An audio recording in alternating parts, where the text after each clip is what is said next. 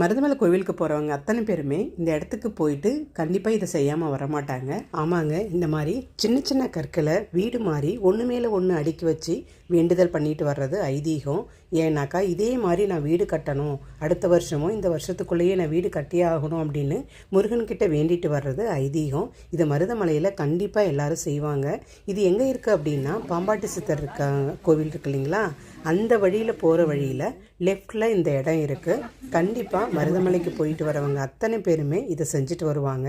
நானும் இதை செஞ்சேன். எங்கள் வீட்டுக்காரர் அழகாக இதை எப்படி செய்யணும் அப்படின்றத எப்படி சொல்லி கொடுக்குறாருன்னு பாருங்கள். நாங்கள் 2021 ஒரு டைம் போனோம் பாருங்கள். அப்போ வந்துட்டு க்ளோசிங் டைம், அதனால் வந்துட்டு முருகனையும் தரிசிக்க முடியல.